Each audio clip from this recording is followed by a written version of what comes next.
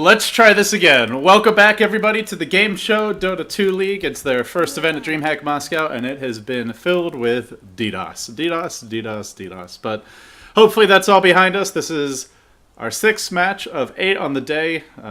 If we finally get through it, we will have completed 6 matches in probably about 10 to 10 and a half hours. So on track to be a solid 13-hour shift. Well, I wouldn't mind the 13-hour shift, but I would like a little more Dota during it. Well, let's see if we get it. Draft's underway. They've been repicking up until this phase, so all the picks remain the same. But yeah, we're now into the new set of picks. I'm LDB on the summit, of course, joined here by Blaze, and well, we'll see a Dragon Knight for Hellraisers. So they get an initiating stun, but I am a little bit worried about this laning stage for Hellraisers. Blaze. They've given away Death Prophet and Viper, and so far they're laning.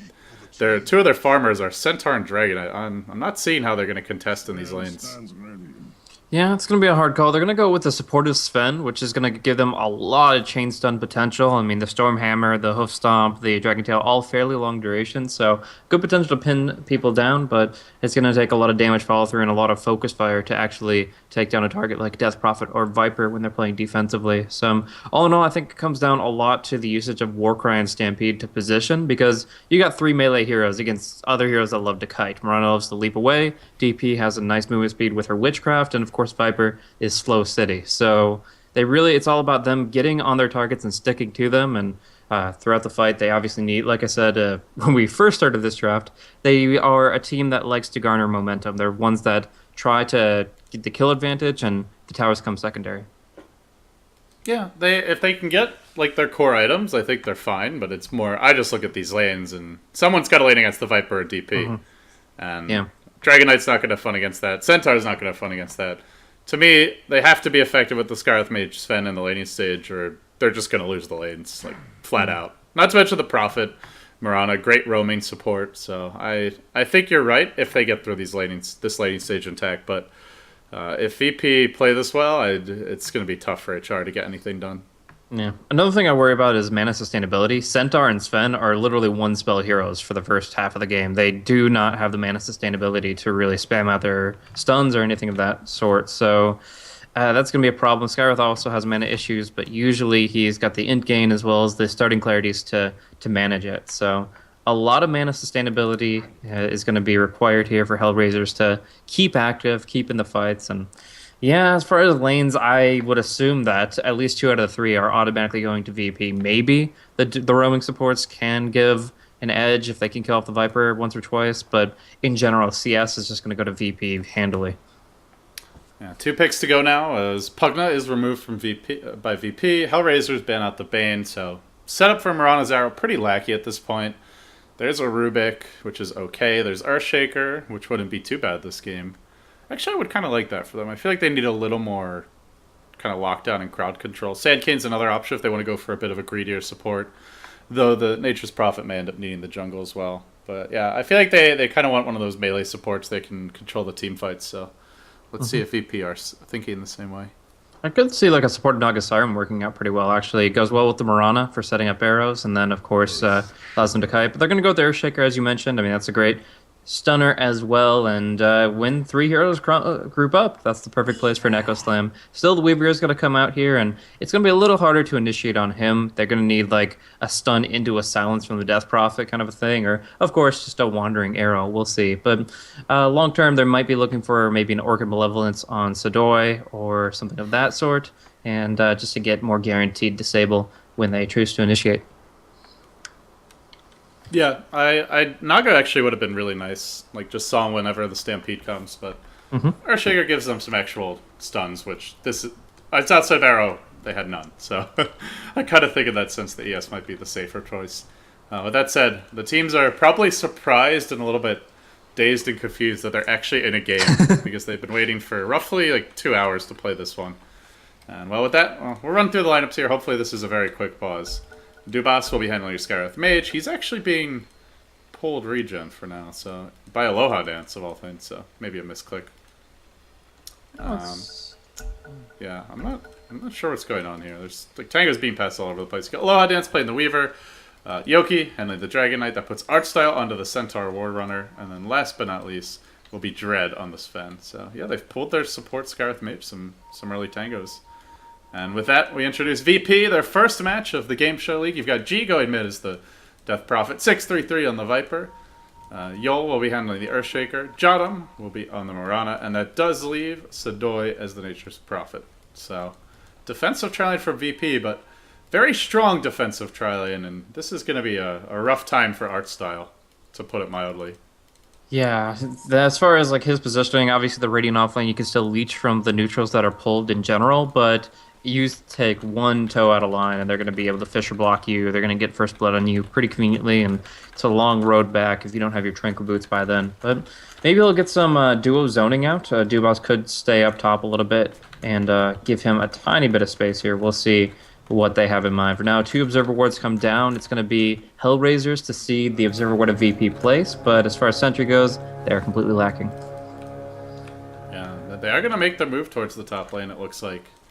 And of course, with Scarith Mage, you always have a shot at getting the first blood, but it'll come down to if they chain stun, and double melee tri-lane can go very poorly against an Earthshaker and Viper, so we'll see. So yeah, Dragonite mid against Death Prophet.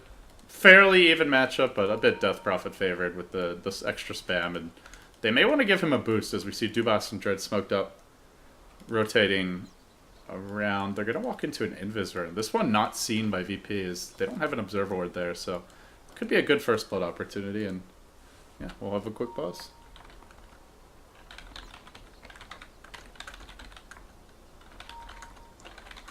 So, I can't be game like this without some technical snafus intermittently here, but once we get that underway, obviously the CS will commence. The early war back and forth. Yoku should be able to get some decent CS here, but you see that he is playing very defensively and conservatively in his approach. He's not just going to be rushing out the bottle here with a couple branches. He's going to be going Salve, Pool 2 Tangos, and the Stout Shield to try to just kind of get in there and right-click a couple creeps. G's right-click is still pretty strong, so he will take some hits, but with a point in Dragon's Blood, he'll sustain long enough to get him his bottle and maybe actually set up a kill for his teammates. Obviously, Dragon Knight is one of the easier heroes to gank for because you only need to get him in range for the Dragon Tail, and suddenly the kill is yours. So, shot skilled early from the Skywrath, and yeah, they're just looking for blood across the map. But with only 2 clarities, they do have to worry about that Sven's pool. Well, for now, just chilling in the woods. Sadoy's definitely a possible kill here. Didn't go for the boots. Yeah, I mean, I think they can get a kill at any of these lanes, to be honest. But with Jada mid, that's... Although they don't realize he's there necessarily, it could end up being the tougher kill. So we'll see which direction they want to go. Yeah, for now, it's an interesting build for the Nature's Prophet. I mean, he's going to be going into, I believe, the multi-null tallies Basilius strat. He'll get 2 null talismans, 1 ring of Basilius, power treads, and kind of go for that right-click oriented build. It's pretty good here, seeing the potential of Blade Mail, because you could see the stun coming. Sven stun is usually like your go-to target priority system. Whoever gets hit by that Sven stun is going to be going down within the next few seconds. So if you're going to get hit by it, you might as well return some damage onto those that can burst pretty hard. And if you use it against like Artstyle's Double Edge in particular, he's going to be taking that damage twofold, and that actually is pretty brutal. Yeah, this one is not a DDoS, guys. It looks like there's a mouse issue of some kind, so... hopefully they get a new mouse working relatively soon. Honestly, my ability to fill has long since left me. Sure enough, man. I don't know. I mean, the metagame has been here for quite some time. We've had it for a while. We're on the verge of a new patch, so a lot of the stuff that we generally get to discuss has been said time and time again. I mean, the Weaver's a kind of an interesting pick here. Was at one point the best carry hero in the game, especially for TI3, but now with that reduced base attack time, doesn't scale as hard, but even still is prevalent, I think, in particular in this game. Because if he can just avoid getting arrowed, he's still going to be very active in doing the right-click damage, and he actually might have some time just solo on the tower. If Sadoy wants to rotate and right-click early, that means he's going to be leaving the bottom lane frequently enough for the Weaver to actually get a lot of Geminate damage onto the tier 1s. Despite not having a wholly push-oriented lineup, I still could see 2 tier 1s dropping in favor of Hellraisers if they do figure out their way out of this laning phase. Yeah, that's true. All right, guys. Yeah. Are we getting back into it? All right. We're gonna play Dota. Here we go. Dota will happen now. Smoke from HR. There's an invis room bottom, and I'm not gonna walk towards that. They don't actually know it's there. Just head straight into Sidoi, and this looks to be the first blood. Yeah, he's out too far. Should be an easy kill. Sakuchi already onto Sidoi, and with the Stormbolt here, concussive shot. No chance for him, so they'll collect their rich and up. Okay. Decide who gets the first blood. It's gonna be the Skywrath in the end. They're also looking for an arrow mid, but Mirana's gonna back off of that, it looks like. Yeah, pretty tough kill no matter the case. He was sitting on full HP, and that, like I said, he went for that kind of tanky startup build. So, we're going to see an Invis actually picked up here. This is pretty huge. If the Sven can get in range of a target from invisibility, even like the knowing that the fact that this is a roaming duo won't allow you to be this prepared. Dread's Invis. He's going to look for another opportunity on Sidoi, but we'll see if he makes the same mistake twice. It doesn't look like it. He scouts the fact that the runes are missing, but they didn't see the Invis rune picked up. Yeah, and he's making his way mid. Question is, do they have the burst damage for G? There's only 1 point in Breathe Fire. Hasn't taken a point in the stun just yet, so they'll need the third hero. And Dubas is coming. Looks like they're going to get the kill. Stormbolt's there, following up with the concussive shot. Do they have any nukes from the Dragon Knight? No. Can they run him down with right clicks? They can. The Dragon and the Sven combine. Get the kill. And Dread will make his way out. So, a well-executed gank from them. And in the meantime, the supports of VP not really making their presence felt. This Earthshaker struggling to keep Centaur off the lane. The Mirana just trying to play defense mid. Yeah, not getting really much accomplished. Sidoi, I have to watch this courier here. It's a ground walking courier at 2 minutes in. Sidoi might look to teleport on it. This would put the mid right back in the game, but looks like it's being microed a bit here. Yeah, hiding in the tree line, looking for the Bottle Crow. And yeah, Sidoi's just preoccupied with getting what little CS he can. Actually jumping up to 7 despite the early death. They are spotted out by lane ward, though. They know the Scarth mage is top lane now, and, well, this is a more difficult lane to get kills. With Earthshaker here, no points yet in the Ancient Seal. Pretty much impossible to prevent that defensive fissure from allowing the Viper to disengage. Not to mention, he'll be sitting quite far back as they look for an arrow bottom lane. But Jottam just a bit off the mark. Can't find the opening, and yeah, so far, so good in terms of the early movements from HR. And this was my main concern for them, was can they have a good laning stage, given that they're running a Sven, Dragon Knight, Centaur. But those first 2 smoke ganks, they've put them in a great position where I think from here, just trading evenly will be more than good enough for them. Yeah, so this support Mirana is going to have a lot of difficulty finding a real target just roaming by herself. Like with the Earthshaker, there's some pretty good guarantee with just 2 points of Fissure, but right now like he's trying to draw on the map where he's going, how he's moving, but there is really no guarantee for this. So it's very risky to keep moving like this, keep losing out on golden experience from like pulling and being involved with your lane, and instead just try to fish for kill opportunities later. I mean, that's kind of the risk you take with Mirana. The Sprout will actually guarantee the arrow, but can they follow it up after the Sakuchi dispels? Yeah, Sakuchi's down, and 2 more right clicks will bring him down. Yeah, there you go. Nice, well-executed gank, and well, it's actually just out of range of the Sentry, but didn't need it anyway. Sakuchi has a very long cooldown at the early levels, so a smooth, clean kill for VP, and finally they get on the board. Much needed, I must say. Let's see if they can keep it up. Yeah, a huge aspect of that is that Weaver no longer has any tangos to cut through trees. With their weird little pooling back and forth, he ended up with only having like 2 tangos and the Sav. Now they're going to go for a kill, though. The Warcry gets them in range for the Stormhammer, I believe, just barely. And they do have a lot of right clicks forthcoming. Yeah, Sidoi could teleport out, but wouldn't make it out anyway. Sakuchi, and 1 more auto attack. Down will go. HR striking back. It's been a bloody start to this game as there's a rotation from Jottam. Actually hit an arrow in Aloha Dance. Sakuchi cooling down. Wow, doesn't that's get a it huge off in time. kill. Oh, the plays. The plays. That is absolutely immense. Going in and being like barely a level 3 hero, killing off a level 5 Weaver, just absolutely immense. And those are the arrows they're going to be looking for all game. That's why you pick it up, is just for that opportunity. It's obviously an easy spell to Artstyle in a bad spot here. He's caught out by the Fissure. Nowhere to run, nowhere to hide. Viper's on top of him. He will get the stun. I think he's okay. Oh, maybe not. But not with the Enchant Totem. That was a long fissure. It's close, though. Artstyle does have the extra armor, but will end up taking down. Tranquil's almost enough to keep him alive there. I'll tell you, that extra 4 armor makes a big difference early on. Oh yeah, huge, absolutely huge. And as far as his durability, that's one of his weaker points. So he has a lot of raw HP. That mitigation factor is a huge boost to him. And then of course the out of combat regen makes it so that whenever you're engaging, you're essentially engaging on a full health target. And it's nice to spam double edge. Double edge them, then heal up. Concussive shot mid. On to G they go. The Dragon Tail will follow this up. Yoki definitely dodging around that level 2 arrow. Probably would have got him killed, but the Nature's Prophet ult is here. Dubas on the run. Dread in trouble as well. Instantly punished as 4 heroes from VP swarm on that lane. Meanwhile, top 633. BZZ is diving, but BZZ can't quite get in range. What an awesome turnaround. Just moving in the forces, having the global teleport at the ready, they can just play very reactively. And Earthshaker and Mirana are great heroes for that. Usually when you're engaging and you're playing offensively, that's when you're looking for arrows the least. When you're just farming and just looking at your angles, you're less likely to be hit without setup. So in this case, they do get another arrow on the Skywrath, and as he's been falling behind in levels, he's a pretty squishy hero innately. He's the easy pick that just lends into this full fight once Adoi TP's in. Aloha Dance does have to pop his time lapse, worried about the arrow coming after the Sprout. Look at this rotation. Very aggressive play from G.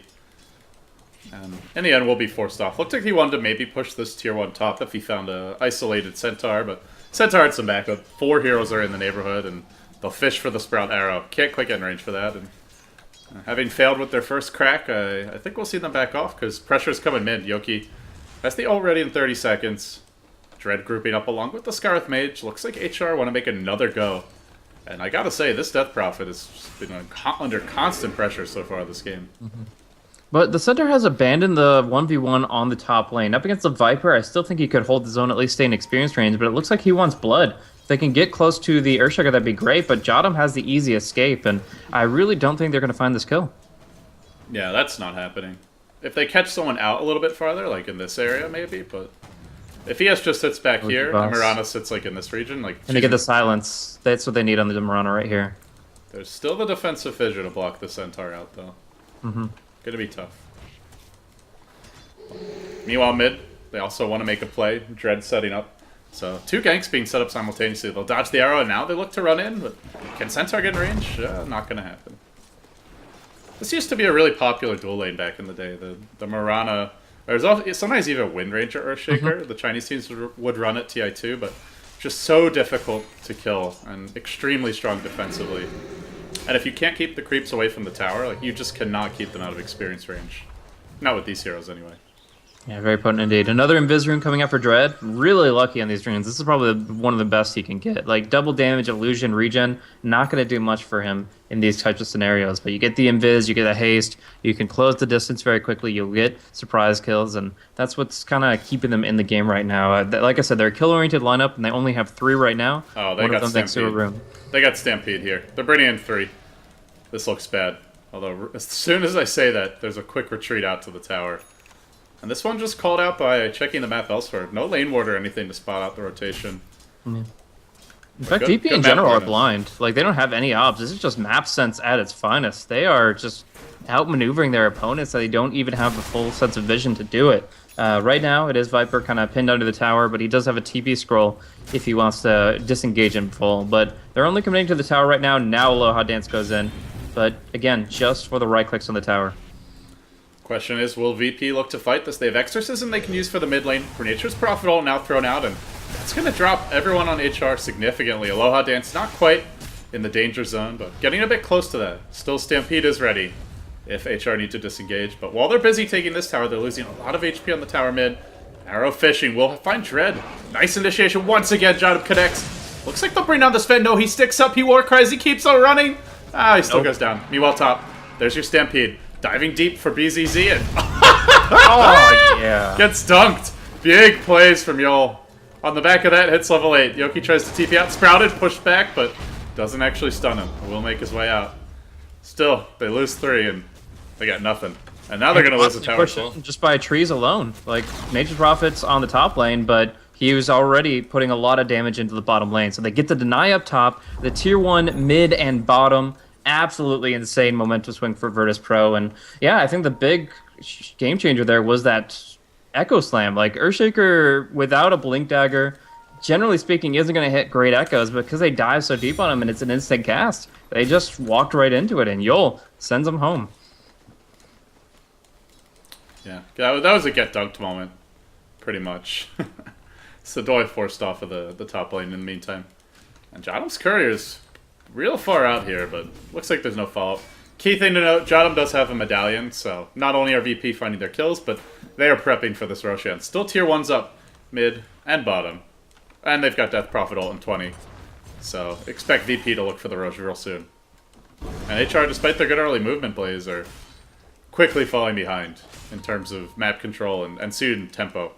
Yeah, they're completely Stampede reliant as far as getting into position for fights. They don't have Blink Daggers. The Skywrath Mage has one concussive shot, and that's their only range of initiation ability. So here, it's very difficult for them to do anything but hold their ground, and VP have taken already so much of that with their recent tower kills that Rosh is essentially open. Like, not only are they very fast about it, but to get from where HR are right now over to the pit, it's going to take a really long time. They're going to be walking into arrow territory. It's like a minefield with these choke points. And yeah, it's just a very difficult point to contest. And they begin to work on the big boy. Trance will come in to assist with this effort. There's some Radiant Vision, but they just, like you said, Stampede reliant against an Earthshaker. Not to mention the Death Prophet Silence. That is a tough way to go in. And they've got the map position to fight this Rosh. VP, still with the tier 1 up, this whole region is very difficult to get into, and constantly able to spam fissures to slow this down. They'll take the Aegis for free, and now the question is, do VP push with this one, or are they content to just back off? Top wave is pushing in, so they may be forfeiting a tier 2 if they try to force the issue now. Looks like they'll defend. Yeah. They still have to wait for the exorcism to come back to feel confident against tier 2s at the least. They may look to tier 1, but obviously HR have some control, and they're looking for the opening. Oh, geez, just balling deep here. Dust gets thrown out, and that's going to slow them down through the Moonlight Shadows. The arrow narrowly dodged, splits 3, but still they lose Dread. They sprout up the Dragon as well, as they're stunned to cancel this one. No Earthshaker stun. Arrow already used. He will make his way out. But, man, that was an instant dust. Yeah, and they break the Moonlight Shadow, but they say, okay, well, you can see us, but you can't do really anything beyond that. They're going to go ahead and take out the support Sven, keep pushing, and HR are out that Stampede. Like, that's a huge cooldown, not just in time, but in relevance to this game. If they can't reposition themselves in the next fight, then the Virtus Pro just auto-win. So right now, without the Exorcism, they're confident pushing up on this tier 1, and they actually will probably consider tier 2 with the fact they do have Exorcism and Aegis. Here comes the push. Death Prophet ult. Ready in 15. They're going to take, yeah, two towers, I would say. And the question is if HR get any kind of a trade. No God Strength up for the Sven. Dragon Knight, no ult. So I think this might be a 2 for no Blaze. They're leaving Yolt mid to defend. VP want the clean win. And I think they're going to get it, as long as he doesn't get caught. They're looking for Yolt behind the tower. Swarm ready. Aloha Dance will shoot that out just to try and force Yolt back a little bit. He's really diving for this one. Gets caught by a fissure. The arrow's going to follow that up, and now with the Echo Slam, Morano Starstorm combo, they quickly bring him down. That's a blink. 13-minute blink on Yol's Earthshaker. Already 3-0 and 4. Or, excuse me, 2-0 and 4.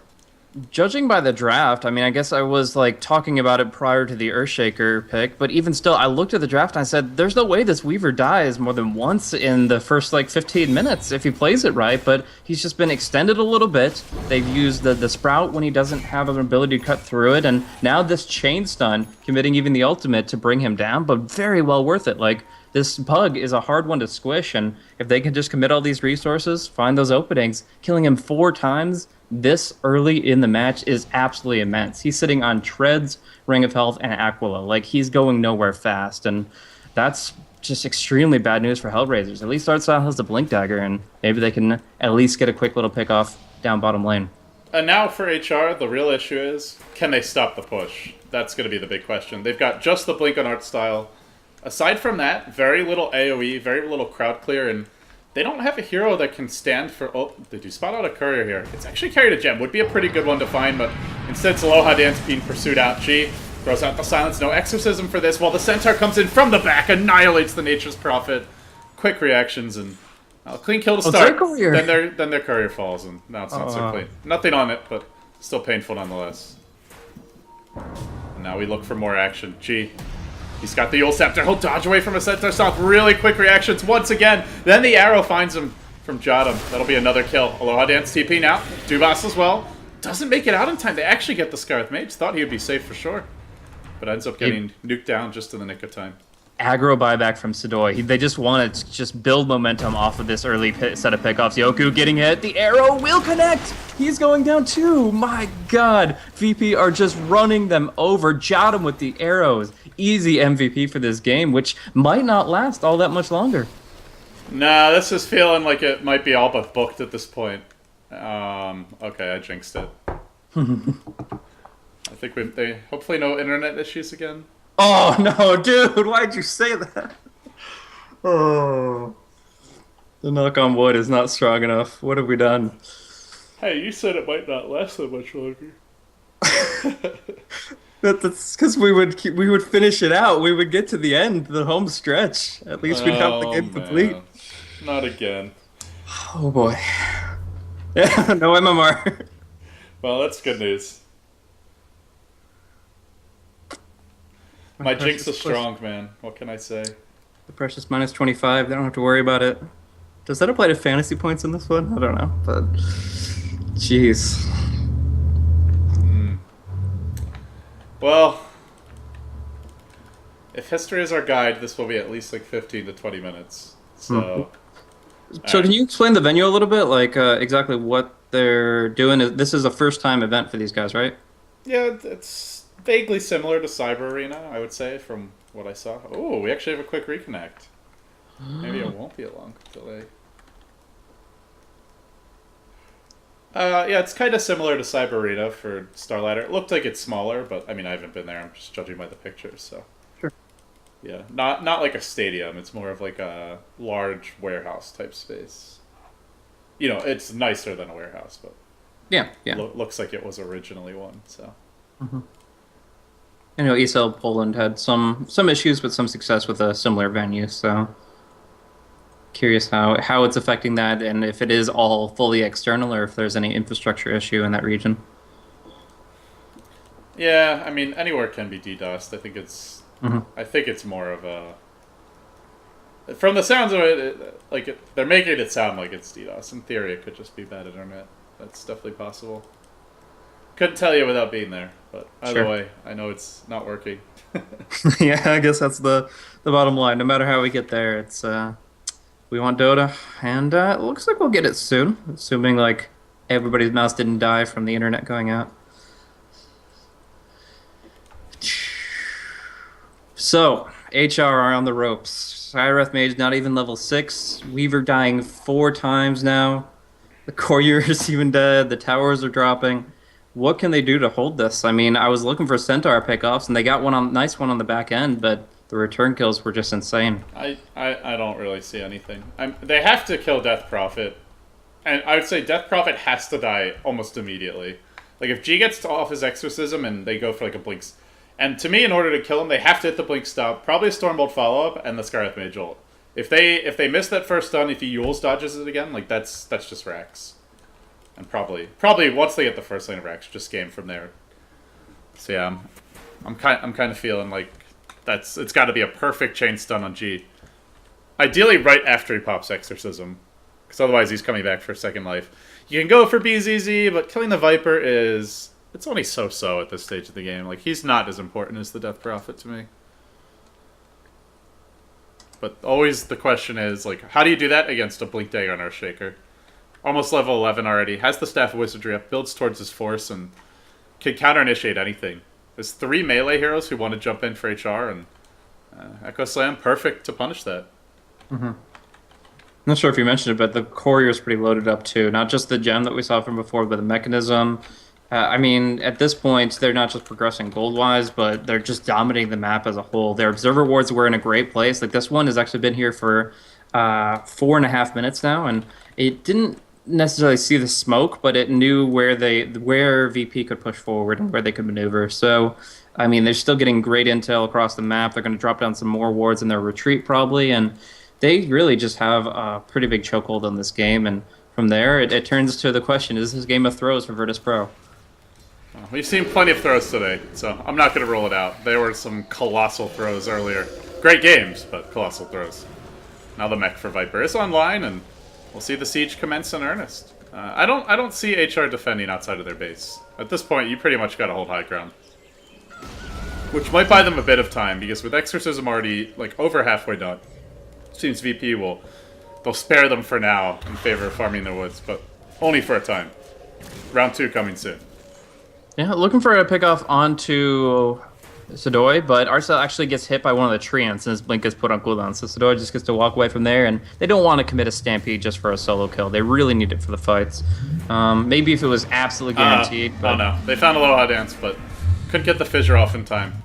The Yules was trying to set up an arrow, and that could have been an easy kill. But just not quite right on the timing. And so VP will, for the time being, back off. The Sadoy is getting a little bit cocky in the mid lane. Really pushing forward against that Centaur Stomp. It's dangerous, but for now he's not punished for it. Yeah, his last death was a buyback, so if they did kill him, he'd be out of the fight for a decent amount of time, would give Hellraisers the breathing room to re-establish map presence, but at least as it is right now, against the Geometry site that's not going down anytime soon. A solo smoke from Yol. Is he going to go for a solo Echo? Are you kidding me? Oh, if he pushed on the creep wave, I think he would have gone for it.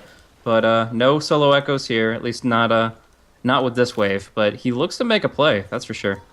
Oh, he needs the creeps there with him. Also, maybe one auto attack from BZZ would be nice. But Aloha Dance is playing terrified. Sits real far back. Oh, I think this might be it. They see him, they have the gem, but he's just dancing about. Are they going to get the blink initiation? This is the question. A quick Echo could be perfect to get a 5th kill on the Weaver to start with this. Oh no, oh that's not good. Not like this. Aloha Dance. Didn't even blow the Echo. Just casually pounded him with the totem. That fissure was awkward. Because he kind of like blocked himself away from the Weaver, but it still ends up working out, and they may look to push mid.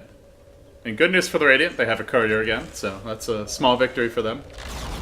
But the big damage has been done. They lose another tier 2. This time the mid one. Might have to wait one more Exorcism to push for the high ground. While meanwhile, HR smoked up. They really want to make something happen.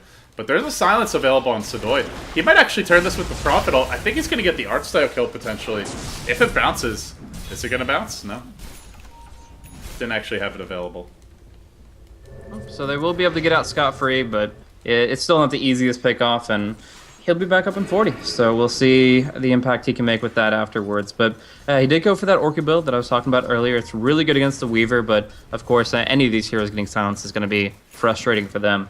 Damage enhancement as well, and we do see a lot of quick burst damage coming out from VP at this point of the game. So it could be enough to single out a hero without them doing anything. Again, bottom lane. If they get the Blink Echo, I think they will have to commit it this time, but we'll see.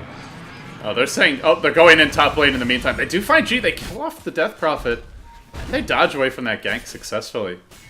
So, I mean, that Stampede intentionally used to get the kill top, but unwittingly may have just helped save the Weaver's life.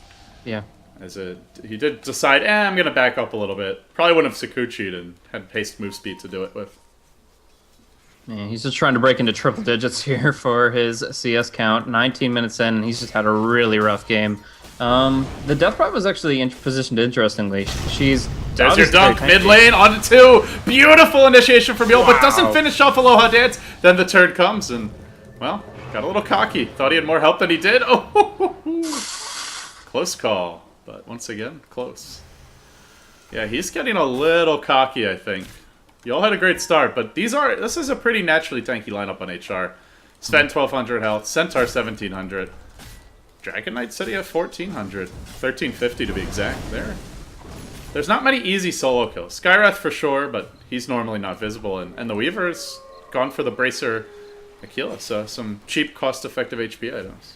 Yeah, longest possible respawn on Roshan, though. It's going to be just short of that 11-minute timer, and yeah, that means that the death ball will be delayed. Like you said, they're playing by themselves right now. G was kind of solo pushing and farming up top. He gets picked off. Yol obviously tries to go for the big play, but it gets turned against him. So HR are very slowly getting footholds in order to try to climb this mountain of Virtus Pro. But once that Roche respawns in just a couple minutes here, I think that's when they go in for the kill.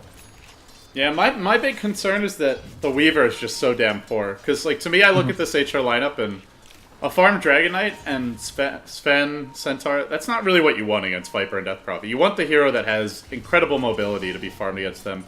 Because ultimately, you get Viper struck, no big deal. Just Sakuchi away. Same for the Death Prophet, ult, just Kiter, focus on the backline heroes.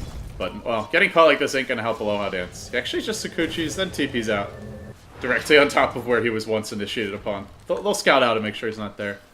But yeah, I look at VP and ultimately still feel they don't have much on a farm Weaver. But he's not farm. Not even close. They're looking for Roche, but it's not going to be spawning for a decent little bit here. So, unlucky for VP, because they do want to just kind of close this one out nice and easy. But for now, it's just going to be farming back and forth. A little bit gold coming out from both sides. And an interesting build-up coming out here from the Centaur. I believe he's going to go for the Heaven's Halberd, which isn't an item that you often see rushed out of him, but it could be quite effective against heroes like Viper and Nature's Prophet. Yeah, it does give you just good HP. Doesn't help you against Exorcism, though, so it's generally not something we see against the DP, but I think this game, just like anything you could buy, and BKB, not going to be hugely helpful. There's not too much pure lockdown that doesn't go through it. Other options, there's Pipe. Pipe's not that great this game. Yeah, I mean, I think given the fact that there's no great item to get, it's fine. Could maybe go for like a Blade Mail or something. Yeah, I kind of feel like the Sven should really play into his niche here with the Warcry and build up like a Vladimir's Offering, so they could just get this kind of massive armor boost against the Exorcism and all the right clicks coming in, because that's really where I think the majority of the damage is coming from, all that physical stuff. Like you said, like Earthshaker I think is maybe the main source of magical damage. Wrath of Nature's there, of course, too. But yeah, I think that physical is their big threat, and if they had just gotten like at least the Basilius, they don't really have that. They have the Aquila on the Weaver, but if they go for the full Vlads, I think they'd be in a more comfortable position. In fact, Centaur's going for a casual chainmail. I guess Blade Mail Dota it is. Yeah, I like Blade Mail a lot. You're up against Death Prophet, so you jump her, and hopefully she brings herself low enough for your teammates to finish off if you have, if you get off the stomp. I think they need. It's just like the cheapest damage he's gonna be able to buy, and frankly, they need damage. They really don't have enough right now. Shadowblade on Yoki. How do you feel about that one? It might help them stop VP from grouping up, but so far it's been incredibly ineffective. The issue is, like, I don't think BKB is a great choice, but maybe you go Assault Cuirass or even something like a Heaven's Halberd for yourself. Just like Blade Mail, not really ideal in my opinion, but yeah, just something cheap, cost-effective that helps you now and isn't easily punished like the BKB pickup. Because they might come down mid right now, and this Shadowblade is doing nothing for Yoki in a 5-man fight. Well, they're going to do a little bit of split push play right now. Not much they can really accomplish, but if they see the enemy Death Ball coming in mid, they can still stay around here for a little bit longer before TPing back, and heck, they might actually lose the tier 2. There's the God Strength coming out. Nice little push tool, but not going to have it for the fight. You can have our tier 2s, VP say, we're taking your racks. That's the plan. G in the front. 633, BZZ now ahead of him.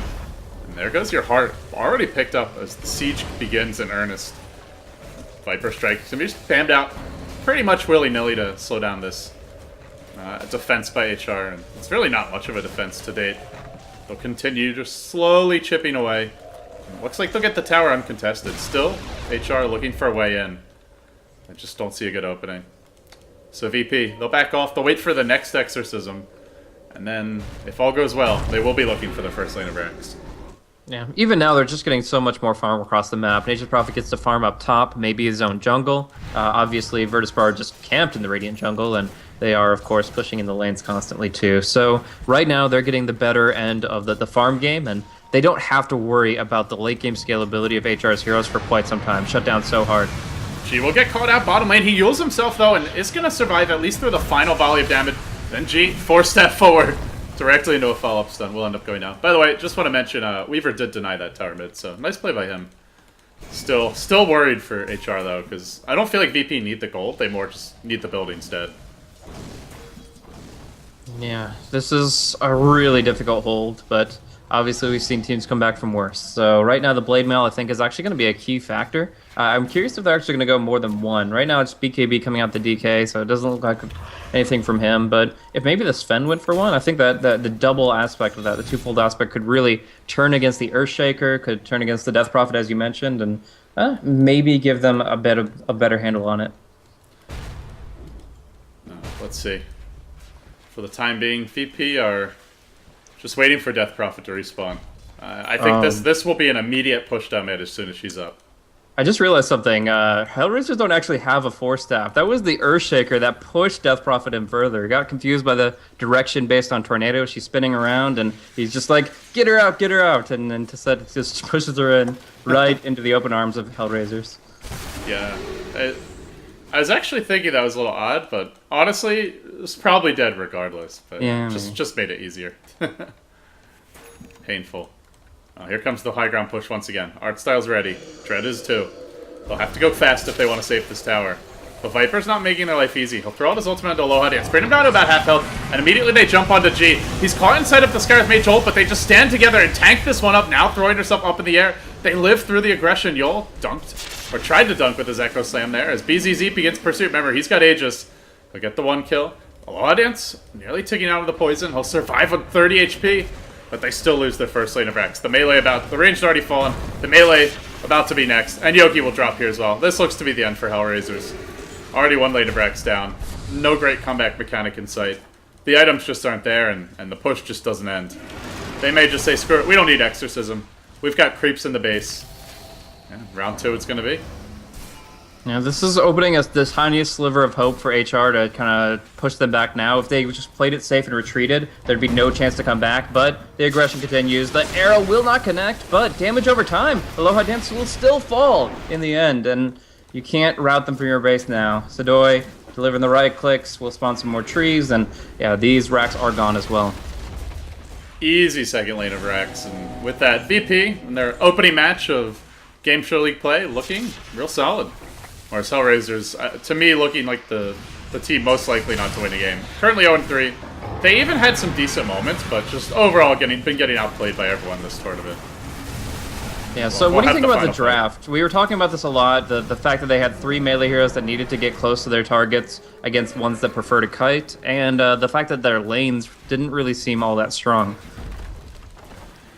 Their lanes actually went better than I expected, to be honest. Like, very effective movement from the Sven and the Skywrath. I don't think you can ask for more from those early rotations, but it's still, like, how do you just start a fight against this team? And if you do, it's the Centaur that jumps in. But they just didn't have enough burst damage. Like, they let the Death Prophet get a lot of farm, Viper got a lot of farm, and if you don't instantly kill one of those 2 heroes, as soon as Stampede wears off, you lose the fight. Going into the Roche pit, like, that's where I wonder, maybe would something like a Faceless Void maybe have been better? Like, getting that Blink Stomp of more than one hero is pretty damn difficult, and especially against 4 ranged heroes. So, I don't know. It was a tough go of things, and Art Style Squad, whatever the story is, they're now 0-3. Only 2 games to go, and I don't think the game's getting any easier for them, to be honest. Well, with that said, guys, you've been watching the Game Show League, brought to you by Beyond the Sub. I'm LD, he's Blaze. We'll take a quick break. We'll come back for game number 7 on our first day of 8 games. Stay tuned.